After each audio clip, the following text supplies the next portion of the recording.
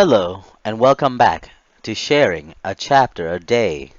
This is Do, Ra, me, and today I will be reading Chapter 107 of Engagement in Peril by Dara, Odoe, Sok.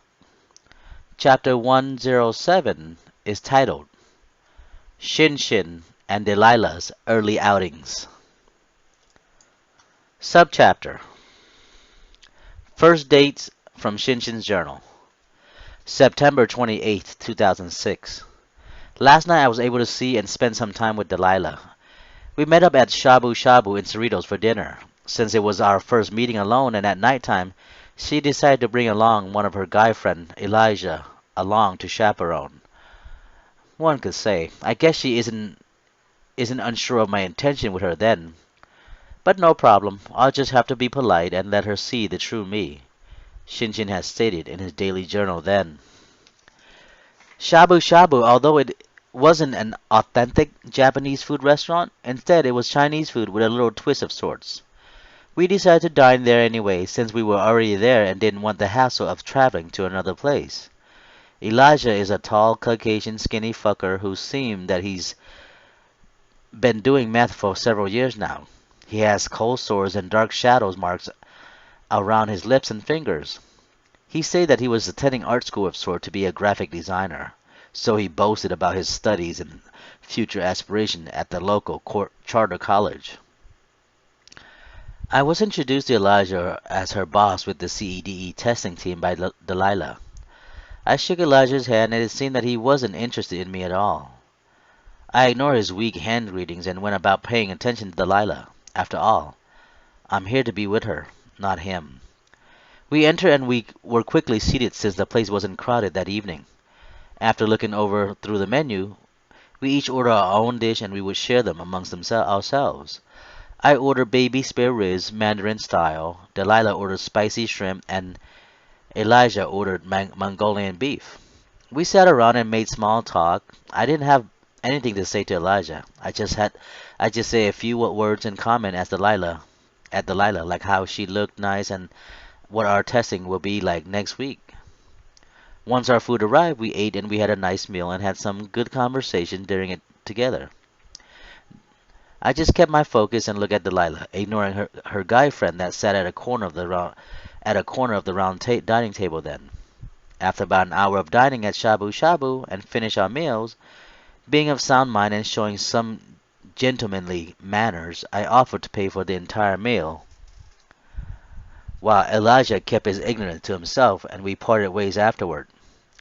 I said bye to Elijah and Delilah as she walked back to her car, where he later took her to her champagne Toyota Camry that was parked at her family's home several blocks away from Shabu Shabu in Lakewood, California.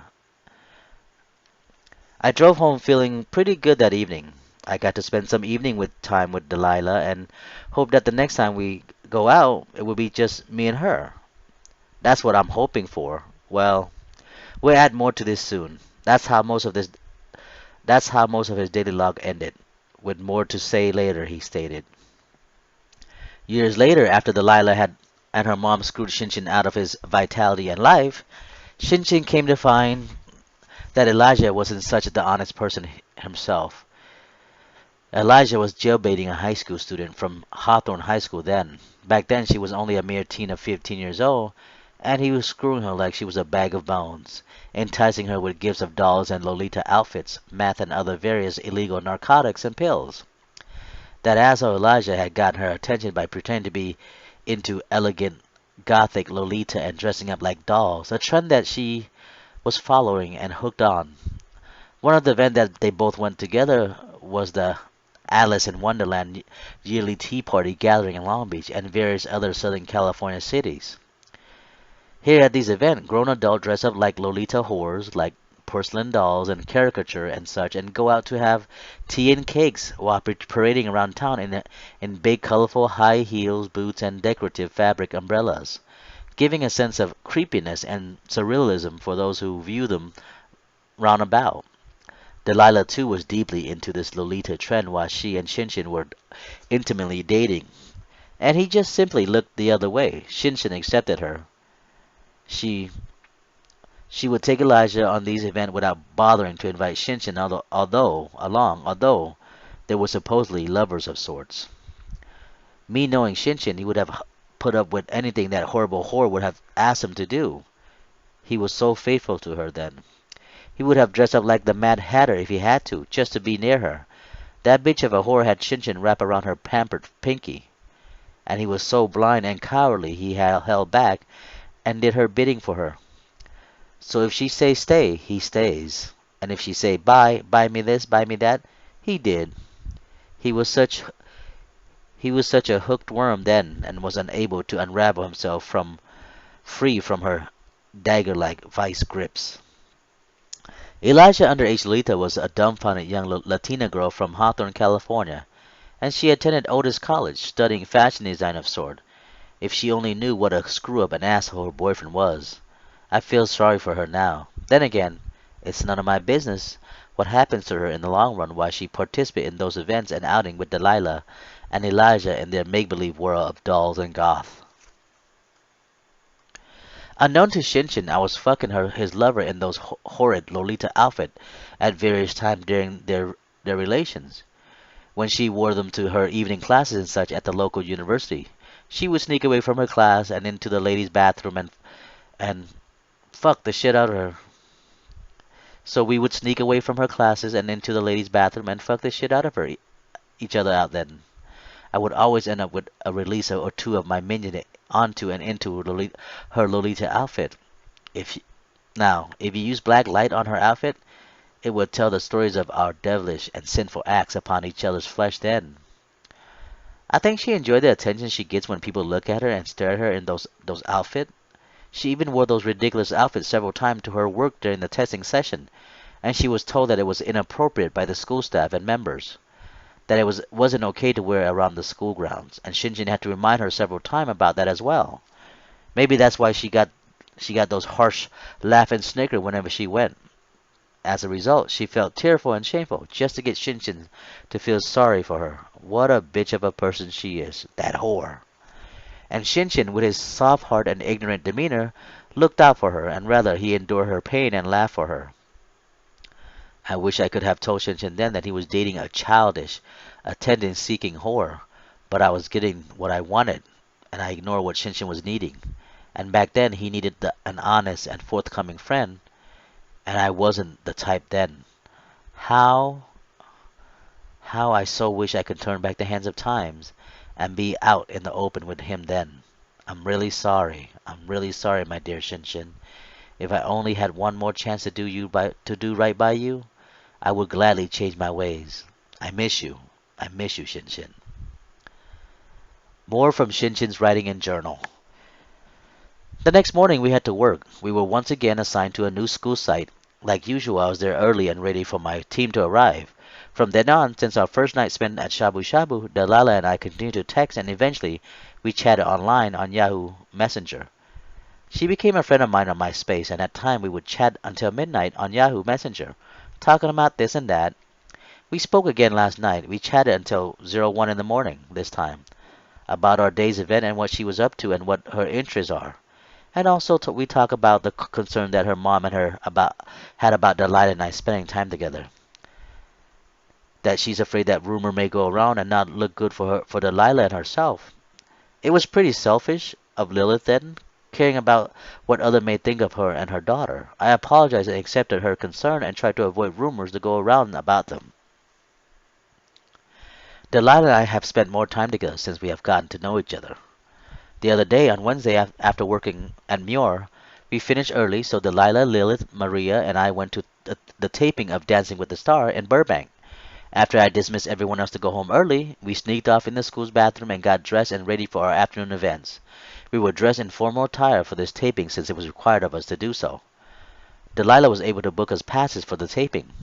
I didn't mind going since I would be getting to spend some time with her. I'll put up with anything or anyone else as long as I get to be with her then and there. I wore a black suit with a red striped tie.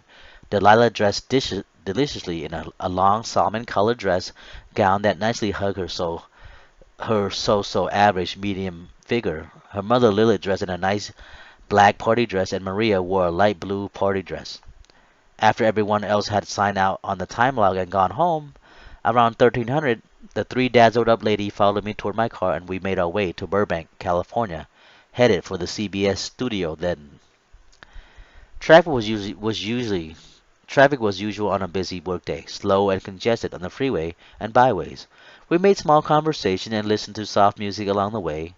While I drove and Delilah was my navigator, she had also printed out the direction and she knew her way around the town well on the freeway.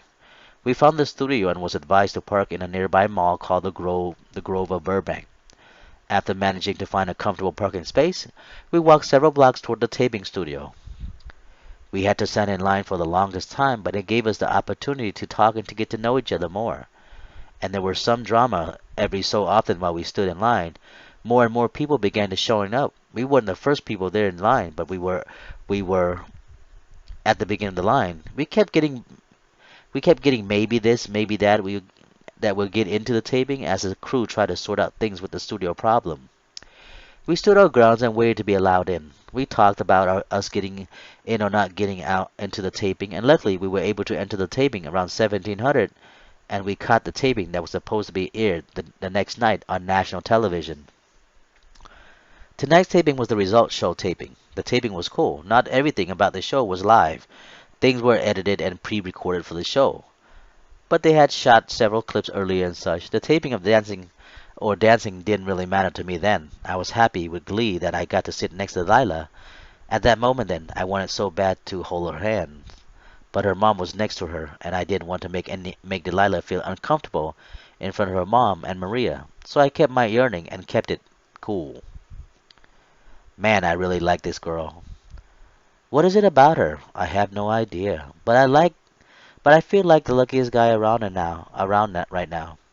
About an hour and a half later, and after taping, we all decided and went to eat at Noodle World off of Garfield before we made our way back home, back to our car that late evening. We drove to Noodle World, and traffic was terribly slow this evening, and so much crowded here in downtown Los Angeles than it is in Pineapple Grove. We made small talk and listened to more music on the way there to keep us busied from the reality of the traffic jam. Delilah was my navigator, and she knew her way around really well. Thinking to myself then, wow, this girl is almost perfect. She's so smart. That's why I like her so much, so I had thought then. We got to know the world, and luckily there was a table available for us. We were all seated, and the ladies had to make stops at the restroom to clean up. Once we were all ready, we were quite famished then, so we all ordered a separate dish, each of which we shared with each other during our late dinner together. I ordered the seafood pad thai. Maria ordered seafood noodles. Delilah ordered udon noodle, and Lilith ordered a seafood dish also, just like Maria. We didn't bother ordering drinks since we were given large glasses of water. We all ate and we enjoyed ourselves that night, stuffing our mouth and belly with rice noodles and seafood. Maria also ordered an extra order to take home for her husband, who was home alone and waiting for her to return. He kept calling her cell phone during our whole outing together, even when we were in the taping session at the Burbank studio. And while on the way home after our late meal, Maria's husband kept calling and wondering where she was. After a nice hearty meal at Noodle World, we all paid for our meal together, and we drove off once again on the freeway. By this time, the traffic has gotten a little lighter, so we got back to the Muir Elementary on the west side of Long Beach, and parted ways around 11 p.m. that evening. Once there, Maria's husband was waiting for her in their family van. I was introduced to Rolando, her husband, and I was introduced as her boss with the testing. We all got a chuckle from it. After Maria left, I walked Delilah and Lilith back to their car. Before parting ways, I wanted so bad to give Delilah a good night hug, but her mom was there, so instead of warm caress and embrace, we said good night and parted ways. Happily, I spoke to Delilah that night online once again before we laid our head down to sleep. In all, I had a great day with Delilah. Although we weren't alone, I still enjoyed being with her. Good looking out there. Good looking out there, Father. Thanks. Shinshin was giving thanks and praise to God Almighty, like he often did. Last night on Thursday, I got to visit Delilah at CSUPG, and after her class and lesson, we played Dance Revolution at the Students' Union game room. She's great at it, and I suck at it. Come to dancing, boy, can she keep up with that beat on the Dance Dance Revolution? I can hardly lift one leg in rhythm. I stood there as she swayed her body here and there. Seemed like she wants to break a sweat from this. I watched on and eager to hold her. After we played pool with a classmate of her that she ran into in the pool table section, I had a nice time with her that evening. Seemed like she has lots of guy friend though. Oh well, as long as I get to be with her, it doesn't matter. Did you see that? It was already starting. There were already signs of her infidelity. But then again, Shinshin and Delilah weren't a couple yet then. But still, that bitch already had a bunch of guy friends, and I was one of those guy friends that fucked around with her before Shinshin was involved with her. You see that? What a whore. After we left the campus student union, I walked Delilah back to her car, and we talked for a wee bit more, while Delilah drove me back to my car. Her car made rubbery squeaking sound as she turned to the left. She drove me back to my car and we decided to grab a drink at the nearby Starbucks. So I followed her in my vehicle as she drove ahead of me, and we ended up at Starbucks off of PCH and Examino. After locking our vehicle, we entered and we ordered several light drinks. I had the venti strawberry cream frappuccino and she had the venti banana cream frappuccino. We sat together for about 10 more minutes and chit-chat while sipping our drinks. I tried holding her hand, but so worried that I may scare her. And then and then she had to make her way home shortly after. Her mom was calling her on her cell phone, so she told me then. She didn't want to be late going home. She grabbed our unfinished drink and I walked her. So we grabbed our unfinished drinks and I walked her back to her car. We said our goodbyes and went separate ways. I hope to hang out with her some more. That night we talked again online. We chit-chat till the wee morning and I fell asleep on her while she was chatting. I felt really bad about falling asleep on her on the on the computer. I was tired, I guess. I apologized the next day at work. She forgave me later on.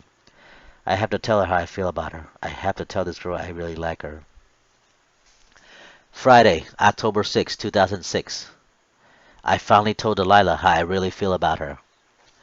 Today was the best time I had with Delilah so far. Before leaving from work, Delilah texted me and invited me to CSUPG to spend that afternoon with her again. I was happy to accept. I let everyone on my testing team go home early around 1400, and then I had to run to research and turn the employee time card into Calvin. I spoke to him for several more minutes and then off to spend the rest of the day with the girl that I really adore. Delilah and I spent the afternoon and night together while at CSUPG while hanging out at the Horn building in the computer lab. Delilah taught me some Japanese word and she also quizzed me on them. She's so dang cute. I tried several times to hold her hand, but she kept pulling away. And we downloaded a drawing program and afterward and chit-chat some more about this and that. After the computer lab closes, we went to the South Coast Plaza in Santa Ana, off the 405 South Freeway, and while on our way there, we chit-chat and sang to various songs on the radio together, and we shared sweet fruit snack that I had bought from Costco and brought to work. While driving, she was testing me on the type of fruit I was eating. She's so darn cute, father. I tried a couple of times holding her hands again. Once at the mall, we parked and we walked around and about, looking and window shopping and such at various high-end stores and accessories. Walking beside her made me very happy, and butterflies started to form in my aching stomach and such. And I wanted to hold her hand the whole time. I couldn't pull the nerve to to tell her yet. Afterward, from the mall, we headed to my home and we went to take my niece to her friend's sweet 16th birthday celebration at Hak Heng Restaurant off of Anaheim Street. And after gassing up my car after dropping my niece off, Delilah and I then went to eat at Gaja Mok in Lomita. It is a small Japanese restaurant, but before getting to the restaurant while driving, I finally had the guts to tell Delilah how I felt about her. I asked her if I could tell her something. At first she hesitated, then with some confidence, like she knew what I was going to tell her, she agreed. I told her that I liked her. Delilah, I like you. I told her that I liked her from the start, since we first met. I then asked her if I could hold her hand. She then told me she sort of knew that I liked her and that she wasn't naive about it at all, and that she sort of knew what I was going to tell her. I apologized for making her feel awkward, and she said it was okay. And I told her that I like her, like her. And when she allowed me to hold her hand, I was filled with glee, feeling all warm and tingly inside. Her gentle hand was smooth and warm. I wasn't sure what I was feeling, and I hoped she knew or how I felt what I was feeling about her while I held her hand tightly. Once arrived at our destination at Gajamog, we went into and got a table with a hot plate atop of it. We had a nice meal together that evening. I ordered the spicy shrimp bowl and she ordered the beef bowl. We cooked the pancake-like foods ourselves and spoke while we ate. I wanted to sit beside her, but it wouldn't give us enough room to cook, so we sat opposite side, face to face. But we enjoyed each other's company and talked and ate together that night. I hope she wasn't feeling awkward then. I just had to get it off my chest and tell her how I really feel about her. We couldn't eat all the pancake food we had, so we took it to go. On our way back to CSUPG to where Delilah's car was parked, I held Delilah's hand the whole way while I drove on. We chit-chat about this and that and such. I apologized again for my sudden oncoming, and she seemed shy about it. That's what she acted like unknown to me then. I caught her off guard, she said. I just had to tell her. I hope I didn't make her feel awkward. We got back to the university and headed to where she was parked car at the foundation building. I pulled over and parked to the side of the street, and I walked Delilah to her car that was parked in the gated lot about 20 feet away. So we both got into her car, and I sat in the back seat, continued holding her hands, and I began to kiss them. She then drove us back to my car, and I asked her to allow me to give me several more minutes with her. I continued to holding and kissing her hands, and finally she had to go. She gave me a nice warm hug, and I told her that I didn't want to let her go at all. I was falling for her. We said our good night and drove home separately in our vehicle that night. That evening, after seeing Delilah, I headed to LAX to pick up my cousin, who came down to visit my mother, and Delilah headed home that night. After making it home, I chatted with Delilah until it was 02 a.m., and this time, ironically, she fell asleep on me. She was returning the favor, I guess. It's okay though. I'm sure she was tired from all the day's event. I hope she feels something for me too. I had a wonderful day with this lovely girl, father. Shinshin was one again. Shinshin was once again talking to God like he often did, and usually did on a daily basis. That bastard did this sort of shit all the time while he lived and stayed with me at my apartment. I miss that about him. The way he prayed and the way he spoke to the man upstairs. Since he is no longer around anymore, I sometimes try to copy what he usually did during his prayer. On his knees, crunched down, with his back arched out, his hand and palm folded, and he talked his usual speech to the Lord then. He talked his usual speeches to the Lord Almighty then, thanking and hoping he did. Thank you for listening. This is the end of chapter 107. Be on the lookout for chapter 108, titled Shinshin and His Testing Team. This is Do, Ra, me, and I'll see you later. Thank you.